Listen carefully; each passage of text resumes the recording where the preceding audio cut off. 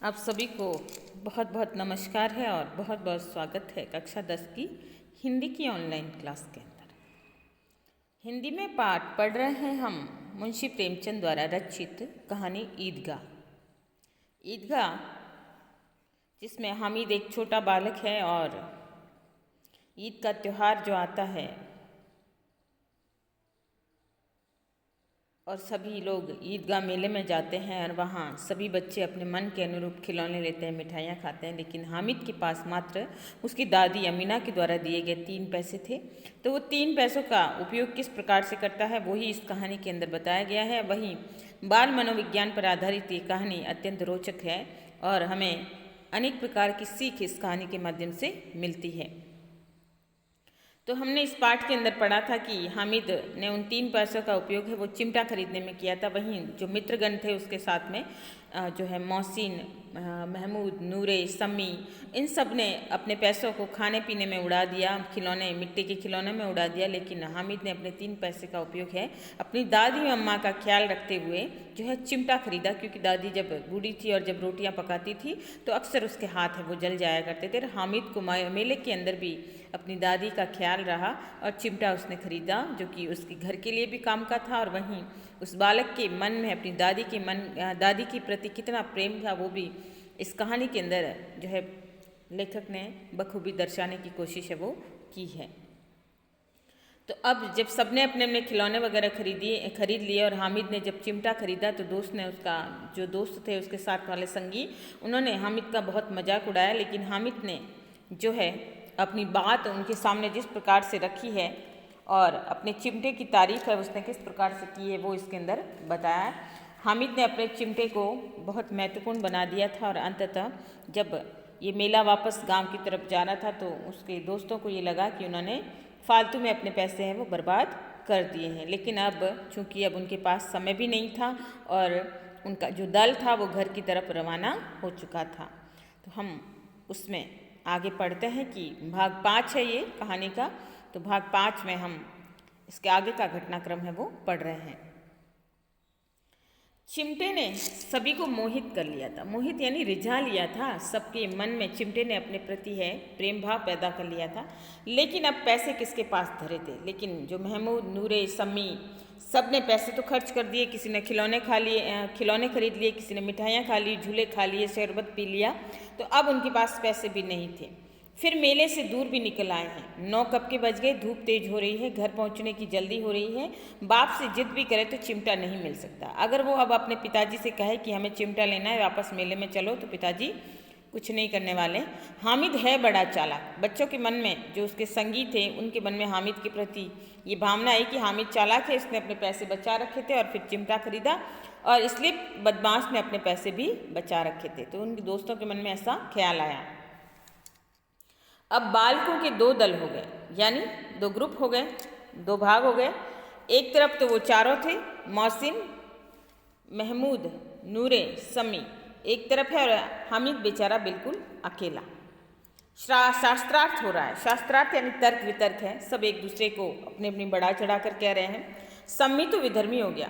अब सम्मी क्या हो गया? विधर्मी, यानी दूसरे दल से जा मिला, हामिद से मिल गया, दूसरे पक्ष से जा मिला। लेकिन मोहसिन, महमूद और नूरे भी हामिद से 1-1, 2-2 साल बड़े होने पर भी हामिद की आगतों से आतंकित हो गए। लेकिन हामिद हारने वालों में से नहीं था। मैं जो है मोहसिन, महमूद और नूरे जो कि हामिद से 2-2 साल बड़े थे, लेकिन फिर भी उसके सवाल इतने पैने थे, उसके उत्तर इतने पैने थे कि वो मित्रगण उसका जवाब नहीं दे पाए। उसके पास न्याय का बल और नीति की शक्ति, एक और मिट्टी है, दूसरी तरफ लोहा, जो इस वक्त अपने को फौलाद कह रहा है। वह अजय है और घातक है।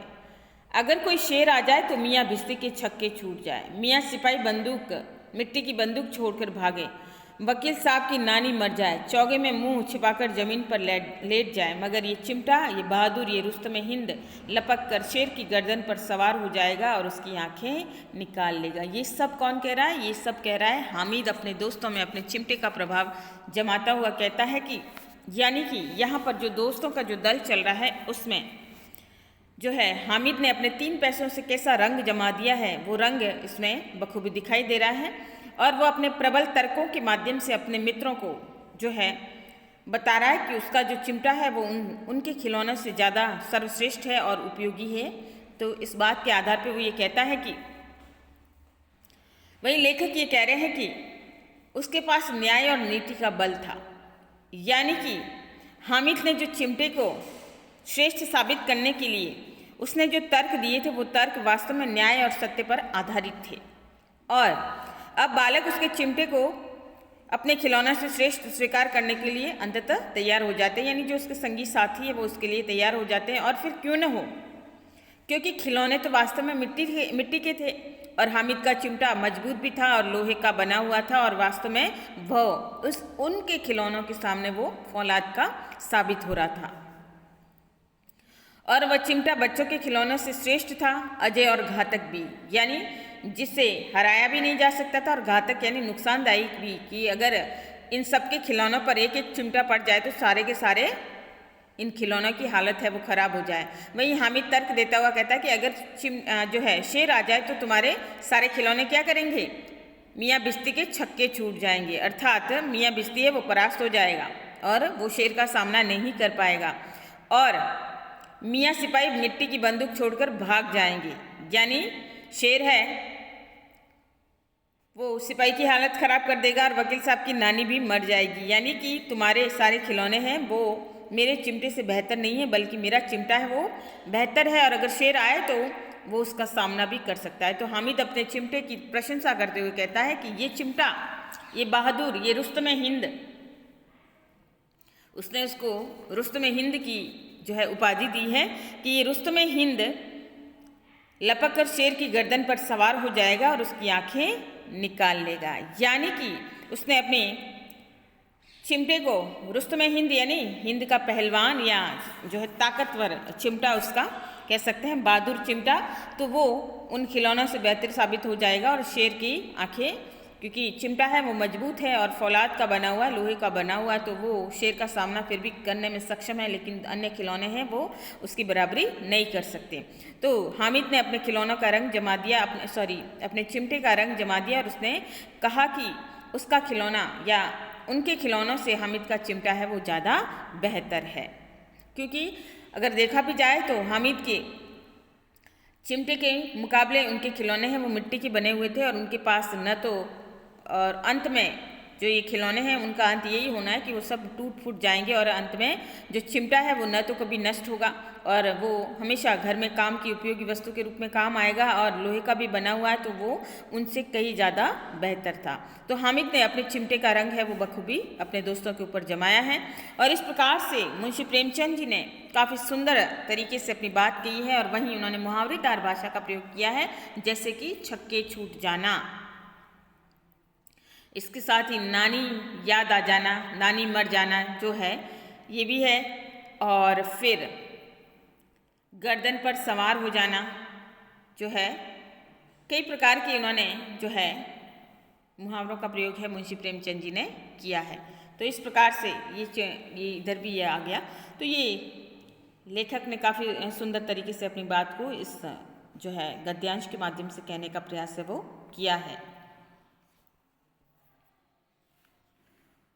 मोहसिन ने एड़ी चोटी का जोर लगाकर कहा, अच्छा पानी तो नहीं भर सकता, यानी तुम्हारा चिमटा पानी नहीं भर सकता। तो हामिद ने अपने चिमटे का प्रभाव बताते हुए कहा, यानी हामिद हम देख सकते हैं तर्क जो है अच्छे कर सकता है और हाजिर जवाब है।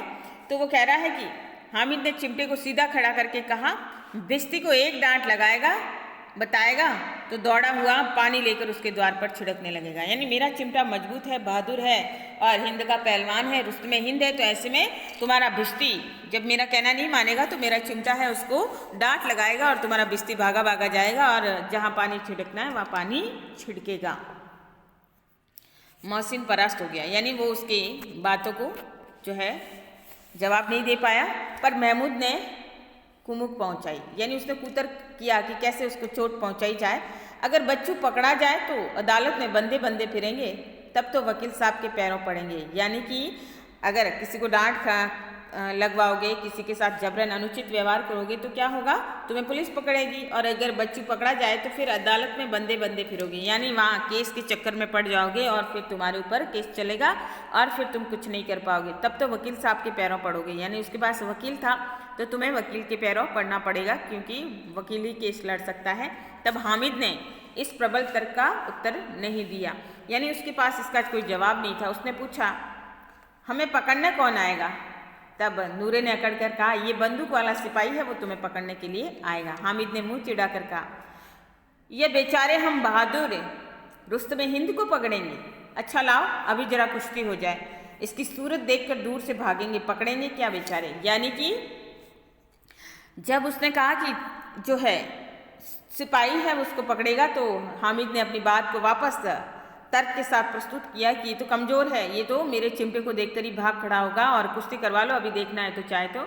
मोहसिन को एक नई चोट सूझ गई। मोहसिन ने कहा, तुम्हारे चिमटे का रोज मुंह आग में जलेगा, या मुंह रोज आग में जलेगा। यानी जब इन मित्रों को कुछ सूझा नहीं तो अंत में उसने कहा कि यानी उसने रोटियां सेकने के लिए चिमटा लिया था, तो तुम्हारा चिमटा है वो रोज आग में जलेगा, या उसका मुंह तो रोज आग में जलेगा। लेकिन उसने समझा था हामिद लाजवाब हो जाएगा, लेकिन ये बात नहीं हुई। उसने सोचा कि हामिद जवाब नहीं दे पाएगा, उसके पास कोई उत्तर नहीं सूझेगा, लेकिन हामिद ने जो जवाब दिया वो वास्तव में तारीफ के काबिल था। हामिद कहने को तो छोटा सा बालक था, लेकिन उसने ये कहा कि आग में तो बहादुर ही कूदते हैं, यानी जिसके अंदर जिगर होता है, जिसके अंदर लड़ने की ताकत होती है, जो बहादुर होता है, जो साहसी होता है, वही संघर्ष के लिए आग में कूदता है। यानी वो जो संघर्ष करने की ताकत रखता है वही संघर्ष कर सकता है। जनाब तुम्हारी ये वकील, सिपाही और बिश्ती लौंडियों की तरह घर में घुस जाएंगे। आग में कूदना ये वह काम है जो ये रुस्तमे हिंद ही कर सकता है। यानी मेरा चिमटा कमज़ोर नहीं है, और आग में वो अगर उसका मुंह नहीं जलेगा, बल्कि वो बहादुर है इसलिए वो आग में कूदेगा। और ये काम कोई साधारण व्यक्ति नहीं कर सकता, जिसके पास ताकत और साहस है वही ये बहादुरी का काम कर सकते हैं। और तुम्हारे जो खिलौने हैं, ये वकील और ये बिश्ती, ये तो लौंडियों की तरह घर में घुस जाएंगे। लौंडियाँ यानी कि महिलाओं की तरह या लड़कियों की तरह, जो कि थोड़ी कमज़ोर दिल की होती है, तो उनकी तरह घर में घुस जाएंगे। आग में कूदना वह काम है जो रुस्तमे हिंद कर सकता है। यानी ये बहादुरी का काम तुम्हारे खिलौने नहीं कर सकते, बल्कि मेरा बहादुर पहलवान, मेरा चिमटा ही ये काम कर सकता है। महमूद ने एक जोर लगाया, वकील साहब कुर्सी मेज पर बैठेंगे, तुम्हारा चिमटा तो बावर्ची खाने में जमीन पर पड़ा रहेगा। अब देखा कि हामिद के जवाबों का हामिद के सवालों का, या हामिद जो है उनके हर प्रश्न का उत्तर दे रहा है, तो अंत में महमूद ने वापस एक जोर लगाया। उसने कहा कि हमारे वकील साहब तो मेज कुर्सी पर बैठेंगे, तुम्हारा चिमटा तो बावर्ची खाना यानी रसोई घर के अंदर पड़ा रहेगा, जमीन पर ही पड़ा रहेगा। इस तर्क ने समी और नूरे को भी सजीव कर दिया। जैसे उसने ये बात कही तो दूसरे दोस्त भी उसके पक्ष में आ गए। कितने ठिकाने की बात कही है पट्टे ने, पट्टा यानी इस लड़के ने। चिमटा बावर्ची खाने में पड़े रहने के सिवा और कर भी क्या सकता है, यानी चिमटा तो रसोई घर में ही काम आता है, तो ऐसे में चिमटा रसोई घर में ही पड़ा रहेगा। लेकिन हामिद ने उस समय कोई अचानक से उसको कोई त्वरित जवाब नहीं सूझा, तो उसने धांधली शुरू की। धांधली यानी कि एक तरह से उसने घोटाले करना शुरू कर दिया। उसने जो मन में आया वो अपनी बात को जो है कहने लगा। मेरा चिमटा बावर्ची खाने में नहीं रहेगा, वकील साहब कुर्सी पर बैठेंगे तो उन्हें जाकर जमीन पर पटक देगा और उनका कानून उनके पेट में डाल देगा। उसने अपने चिमटे की तारीफ की। उसने कहा कि तुम्हारे जो है वकील साहब को गिरा देगा और साथ में उनका कानून भी उनके पेट के अंदर डाल देगा। बात कुछ बनी नहीं, यानी उसके तर्क को किसी ने अच्छे से समझा नहीं। खासी गाली गलोच थी, यानी कानून को पेट में डालने वाली बात छा गई। कानून कैसे पेट में डाला जाता है, और ऐसी छा गई कि तीनों सुरमा मुंह ताकते रह गए। जो उसके मित्र थे वो भी कुछ समझ में नहीं आया कि वो क्या जवाब दे। सुरमा यानी बहादुर। कोई मानो ढेलचा कनकुआ किसी गंडे वाले कनकुए को काट गया हो, और इस प्रकार से उनकी हालत हो गई जैसे कि कोई ढेलचा कनकुआ, कनकुआ यानी जो है पतंग, और गंडे वाले कनकुए को काट गया हो। कानून मुंह से बाहर निकालने वाली चीज़ें उसको पेट के अंदर डाल दिया। जाना बेतुकी सी बात होने पर भी कुछ नयापन रखती है। हामिद ने मैदान मान लिया, यानी जंग जीत ली। उसका चिमटा रुस्तमे हिंद है। अब इसमें मोहसिन, महमूद, नूरे, समी किसी को भी आपत्ति नहीं हो सकती। सॉरी। अब देखो, हामिद ने जब ऐसी बात की तो उसका क्या होता है, अंत जो है निकलता है। देखो हामिद ने जो तर्क दिया था वो तर्क है वो बड़ा ही दमदार था कि कुर्सी पर बैठेंगे तो उसको गिरा देंगे, लेकिन साथ में जो है कानून है वो पेट के अंदर डाल देंगे। और जब उसने हामिद ने ये बात कही तो उसके मित्रों को कोई जवाब भी नहीं सूझा, क्योंकि जब हामिद को कुछ नहीं सूझा तो उसने कुतर्क से काम लेना शुरू कर दिया था कि क्योंकि उसके पास हर बात का फड़कता हुआ जवाब हो, ऐसा नहीं हो सकता, बच्चा है। तो उसने जो मुंह में आया वो कहना शुरू कर दिया। लेकिन फिर भी जो है इसका अर्थ हम समझते हैं कि यहाँ पे लेखक मुंशी प्रेमचंद ने कहा है कि हामिद की बात, हामिद ने जब ये कहा तब उसकी बात में कोई प्रभाव नहीं था, लेकिन उसका तर्क ऐसा तर्क था जैसे कि उसने उनकी हर बात को काट दिया। उनके पास उसका कोई जवाब नहीं था कि उसने कानून पेट में डालने की बात कही थी। और ये बड़ी ही प्रभावशाली बात थी जो उसके अन्य संगी थे, उन अन्य जो साथी थे, उनको ये बात है वो कुछ प्रभावशाली तो लगी और उसका उत्तर देते भी नहीं बना था, और वह हर कोई के द्वारा इसको काटा भी नहीं जा सकता था।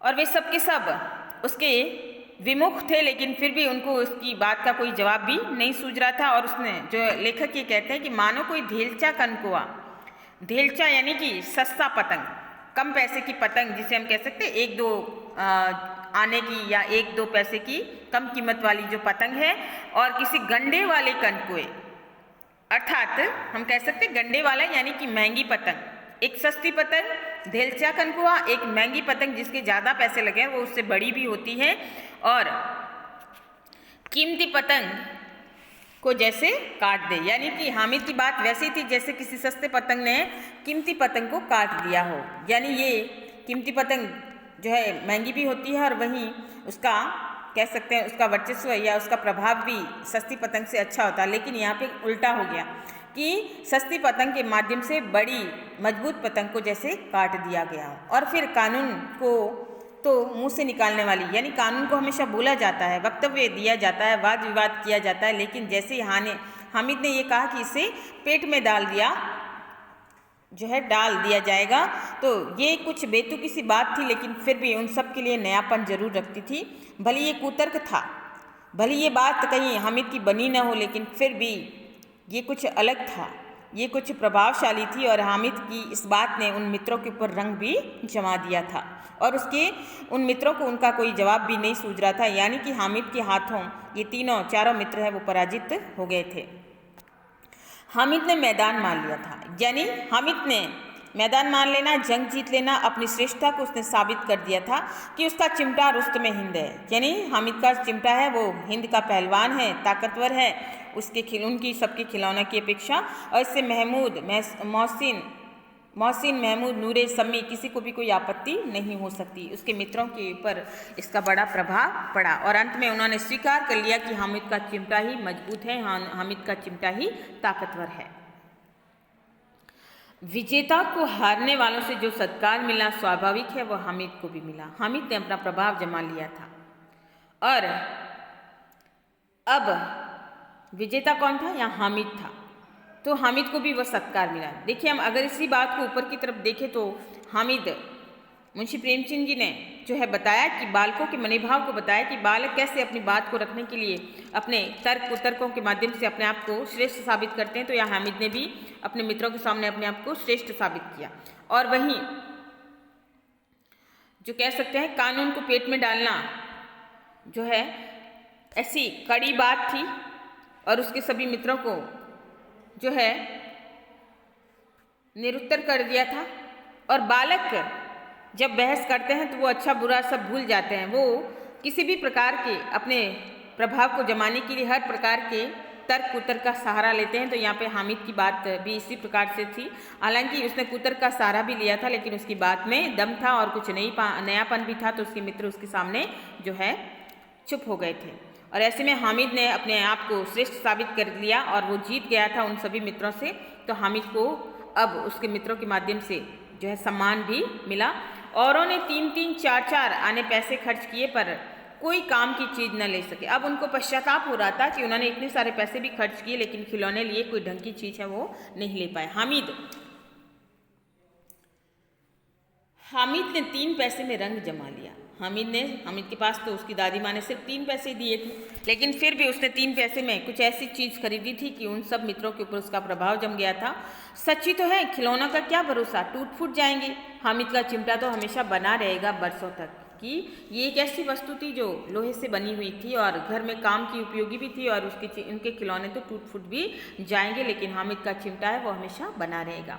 संधि की शर्तें तय होने लगी। अब मित्रों में क्या हो गया, पहले तो परस्पर एक दूसरे से जो है एक दूसरे को कम बता रहे थे, या कह सकते हैं हामिद से सभी जो अलग दल बना के चल रहे थे, लेकिन हामिद की बातों ने ऐसा रंग जमाया कि अंत में सभी झुक गए, हामिद के आगे परास्त हो गए।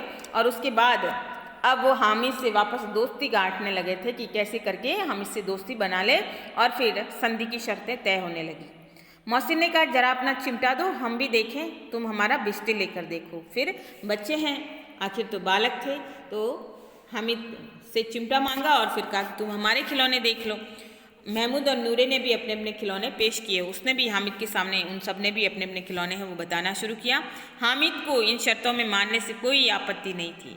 चिमटा बारी बारी से सबके हाथ में गया। सभी मित्रों ने उसके चिमटे को देखा और उनके खिलौने बारी बारी से हामिद के हाथ में आए। हामिद ने भी अभी सभी मित्रों के खिलौनों को हाथ में ले लेकर देखा।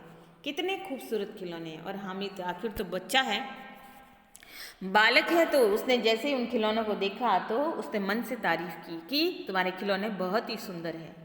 हामिद ने हारने वालों के आंसू पोंछे, यानी वो दुखी थे बेचारे कि उन्होंने गलत चीज़ें ले ली है, लेकिन हामिद ने जो है अपनी मित्रता के द्वारा सलूक करते हुए कहा कि मैं तो तुम्हें चिढ़ा रहा था, सच ये चिमटा भला इन खिलौनों की क्या बराबरी करेगा। मालूम होता है कि तुम्हारे खिलौने अब बोले। हामिद ने अपनी जो है वास्तविक बात है वो अपने मित्रों के सामने कही कि तुम्हारे खिलौने बड़े सजीव है, बड़े ही सुंदर है, बड़े ही रंग बिरंगे हैं और बहुत ही सुंदर है, और ऐसे लग रहा है जैसे अब बोले। लेकिन मौसिन की पार्टी को इस दिलासे से संतोष नहीं होता।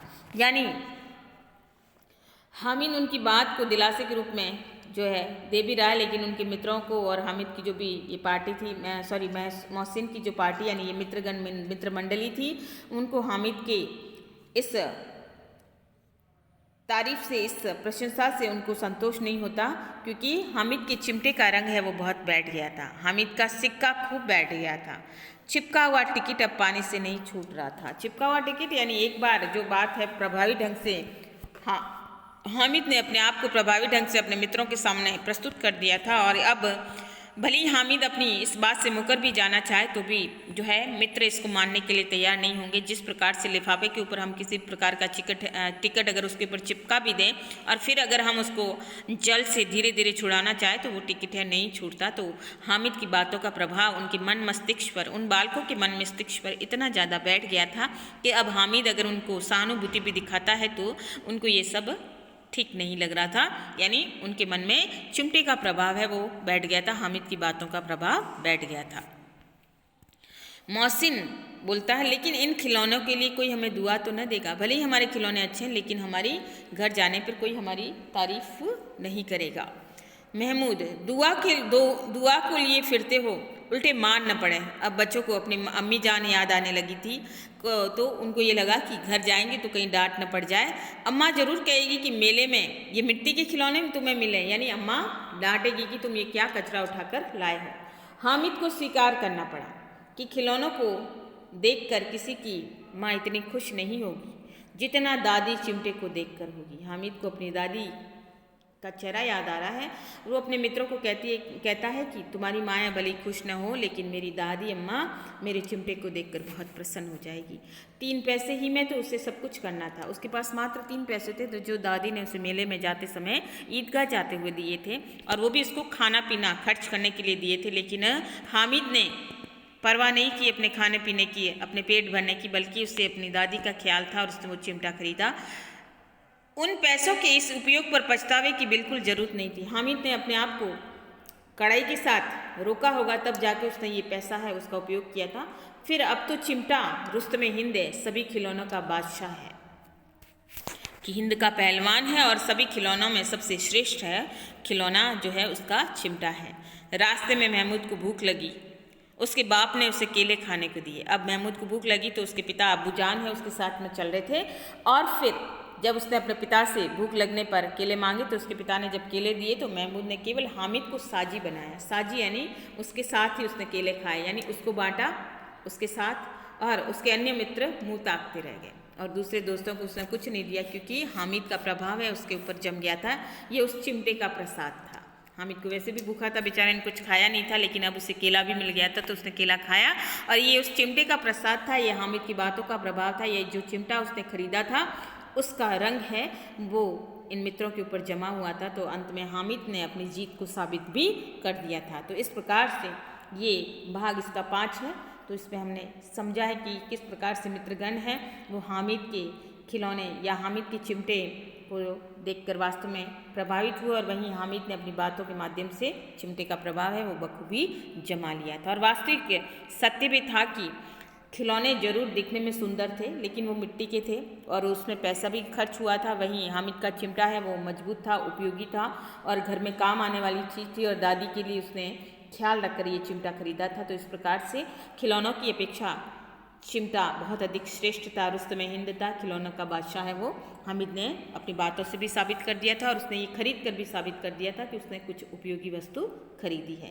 तो ये था आज का हमारा जो है पैराग्राफ या कह सकते हैं गद्यांश, जिसमें हमने चिमटा और हामिद और उसके मित्रगणों की बातों को समझा है। ठीक है, अब नेक्स्ट हम अगले टॉपिक में पढ़ेंगे। धन्यवाद।